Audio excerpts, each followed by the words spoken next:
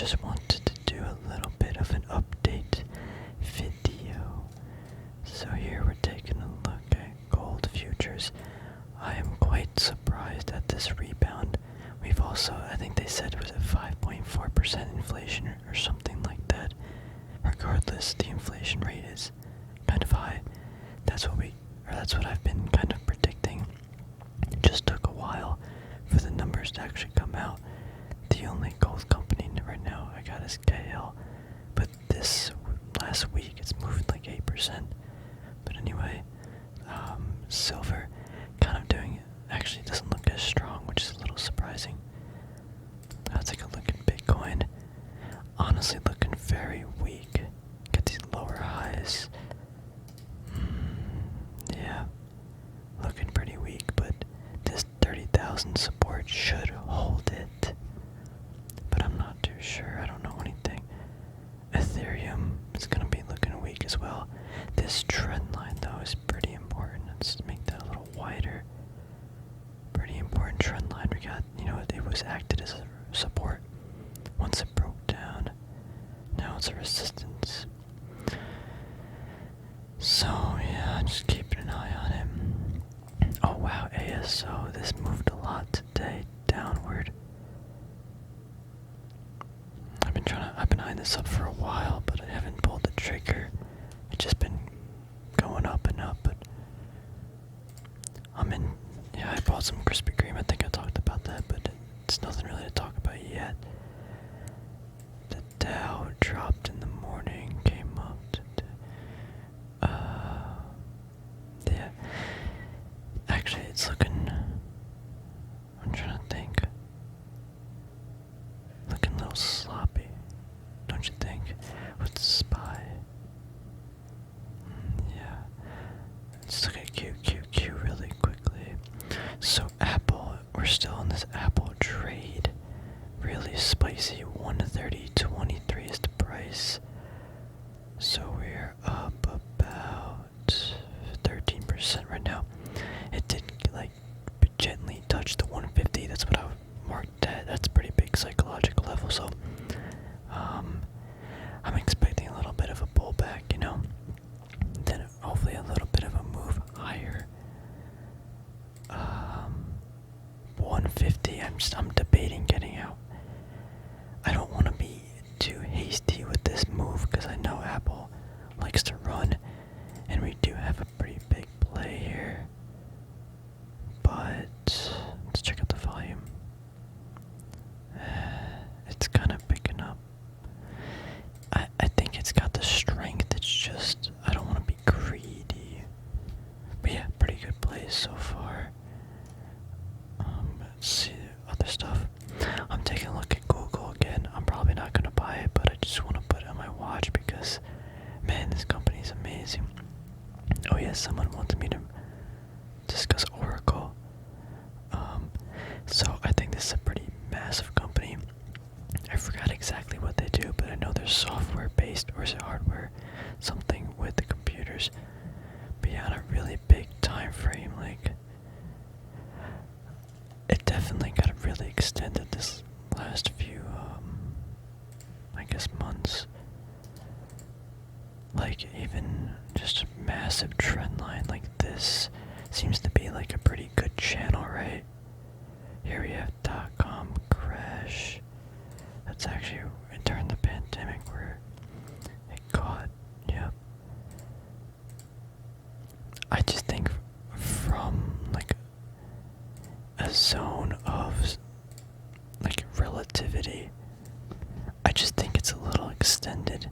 They got a 32 cent. Let's see, 32 cents times 4 divided.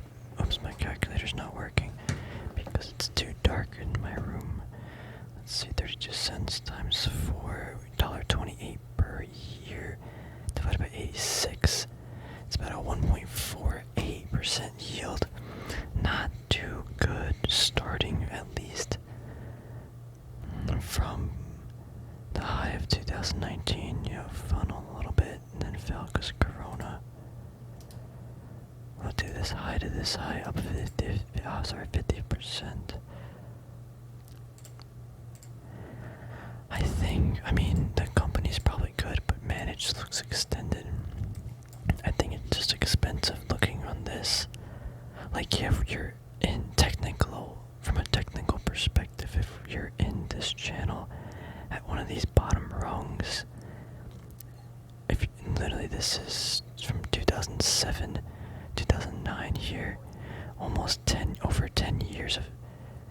an uptrend. Now it just shot up, so this to me is just a little bit extended. Or actually a lot of bit extended. But if you get in this lower channel, or if I were to buy it, I would only be looking at this lower channel. But I mean, hey, that's just my 2 cents on how I would be trading. SM Energy, man, I wish I bought like in that little channel, but how is that? Oh wait, was it Morgan Stanley? No, actually, Morgan Stanley increased their dividend by 100%. They doubled their dividend from 35 cents to 70. Crazy. But I think it was Goldman Sachs. Hold on, let me see something. Yeah, 125 to $2 dividend. Crazy. I think it was like 75% or something. No, yeah, something like maybe 50%, maybe 60. We'll go 60%. Dividend increase, incredible. I'm trying to see. JP Morgan, where are you? I wonder what JP Morgan's gonna do. But yeah, let's see what I moved today. WWE fell. Oh yeah, Netflix, did they mention that they were gonna start like gaming or something? I don't know, but just from my initial thoughts, I don't have too high of like an opinion on that. I don't know. Netflix is just probably stick with what they do best. And streaming. Space dropped a lot. Snapchat dropped a lot. AMD. Yeah, I was looking at, was it Taiwan Semi? I didn't know Taiwan Semi was like a 700 or 800 billion dollar market cap. It's actually a massive company. I'm surprised. But I know the company was big, but I didn't know it was that big. AMC had a pretty nice day. Nicola. Neo's chart actually looks kind of interesting too. We have this resistance at 55 bucks. We labeled that from back here and here, kind of here, but mostly just from that candle, this candle. It then falls down. We got this pretty strong support, even though, see, this is iffy. Like, is this support at 40 bucks or not, or a resistance, or like what's all this data down here? I don't know. But anyway, just taking a look at it. I wonder if it comes back to 40, then goes back to there. If people are trading off some of these support resistances, I think that's highly likely. Let's see what other stuff kind of moved today. J&J was down 1.2%. CVS pulls 2 sun care products after Neutrogena sunscreen recall. Johnson & Johnson faces class action lawsuit over benzene, tainted Neutrogena, and Havent sunscreen products. I mean, I feel like that stuff's been kind of happening for not a while, but I'm just saying, like, when you're dealing with these like companies that work with those types of products, like, yeah, they're gonna get hit sometimes because something happens with some, chemical in the product. So I don't know, just something to think about. I kind of want to look at uranium for a second. Yeah, CCJ's been a little disappointing. It's something we kind of, not we, but I've been kind of predicting. You had this big up move, you're bound to come down a little bit because the way that this funneling pattern is. But where's uranium? It's actually the same chart. Just, I think that, where is it? Uranium's a little less volatile. Obviously, the asset is going to be, or a company's stock asset is going to be much more volatile. But yeah, I think if it goes back to 19, I mean, again, if we're looking at this at a 1-year time frame, we gotta take a step out. 10 years, like this little pullback, hopefully it then bounces and goes back. But I'm obviously speculating on this, but I think uranium and the commodities, especially with inflation, I think it's got potential still.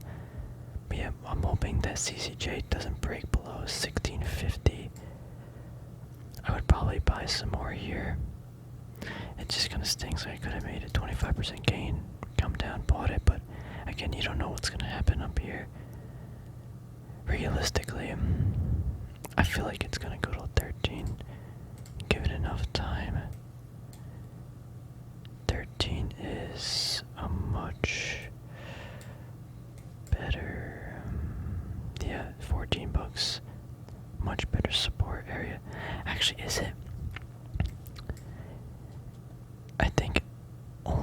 got no. Yeah, I guess it's pretty much the same when you think of these candles, but 16 bucks. You have all these candles back here. I guess 1660, 1650. I guess on a sharp decline, then to 13 bucks would probably be reached. It's interesting. You can't even see COVID in this crash, or COVID crash in this charts. Right here, right? That's still 40% drop. Jeez, but it looks pretty insignificant. What's this dude? Okay. I want to see. There's probably one more thing I want to talk about. INTU. I'm just gonna take that off the watching because I'm not really watching it. MO. Man, it's still doing its thing.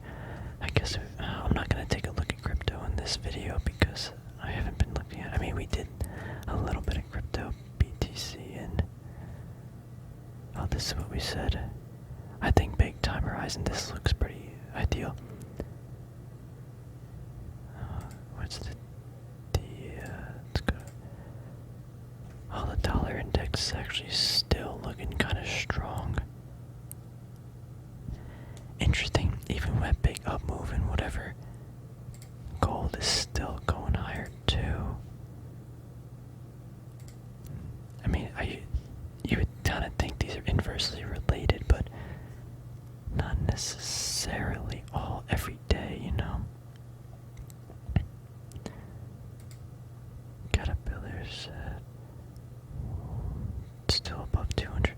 I think Disney had a great week. I'm not actually sure what happened. Let's take a quick look. Here's how Marvel's Black Widow crosses 200 million globally. Here's how the success of Disney Plus can trace back to MLB. Vera Bradley partners with Disney for collection of 49 styles. Oh, this is all today. A lot of news today. Disney stock consolidation. Blah blah blah. Contest notes double-digit ad revenue surge for fall TV. Oh, Disney shares quiet. They were taking the greatest source on the roadshow. How are they quiet? They were up like 5-6% this week. Let's see. I kind of want to see what happened on the 8th or 9th. A lot of news though, but unusual options activity. Strike price. So you guys can see this. I'm sorry, but a strike price of 200 bucks. Volume 1,000. Open interest 11. Basically 12,000. Someone's betting big that Disney's gonna hit 200 bucks. Wait, what was the time though? Where'd it go? This stock price no, it doesn't say the expiration date. Oh, 10/5/15/2021. Oh, so someone's betting. Wow. October 15th. That's so far, not so far in the future, but that's pretty far in the future. That can't be why it was moving. Kathy Wood boost Disney. There we go. Oh, Kathy Wood boost Disney by buying Disney and Netflix, the 19 million in each. So Kathy Wood bought 19 million in Disney and Netflix. So naturally, that's so much money. I love this company though. So let's see, October 15th. I do like to put like October 15th. I can't even like get that day, but it's about there. So I think Disney will be at 2, unless if something bad really happens. But I think 200 bucks in that time horizon is pretty likely, especially with this huge trend line we got. Okay, I take it back. Not a huge trend line, but it's some sort of trend line connecting the pandemic crash, then a pullback. I still think we go down and retest this. This looking like a head and shoulders, even though we got the strength. I don't know. I don't know anything. Wait, Coke had a pretty good couple days. But one friend's got not a lot of shares, but for like us, he's got a good amount of shares. And MTA. Ooh, this could be a good trade for me.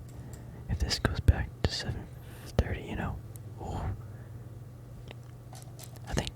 EMX though. EMX has got a similar pattern. It's crazy. Like I think these are good companies to invest in, but you might as well just. Or for me, I'm just gonna trade them because like I think they're just so volatile. I don't know. I keep saying I don't know because I just don't know. So many decisions to make. Alright, anyway, hope you have a good night, guys. I'm gonna wrap this video up. Sorry if it was a little bit loud. It's I really wanted to get a video out because I feel like I wanted to really talk about this Apple trade. And I mean, there was some other stuff I forgot what we discussed, but the Apple trade was important because I don't know, it's looking spicy.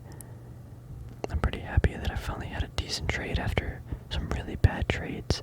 Just to recap, we had the bad rocket trade and the bad space. Whoops. RKT bad rocket trade. I think it was like no, it was here to like here or something. I don't know. Wow, that really fell. And then we had the bad space trade. We were at 22 or something. We sold it to maybe like 18. I don't know. Then it does that. Like, oh, does it feel sad? But yeah, sorry if it feels a little bit loud. I'm in the house. It's at a weird time to film. That's why I usually don't film during this time of day. But yeah, hopefully you had a good time watching the video. If you want me to look at any stocks, let me know. I'll add them to my list. Check them out when I got some time. I like some new, fresh ideas. I think actually, yeah, this is a new stock I found. It's actually pretty big, but I had no idea it existed. Where is it? Snap, SN, Snap-on. Supposedly it's like a pretty large company. Actually, it's really big. But yeah, they got a decent dividend.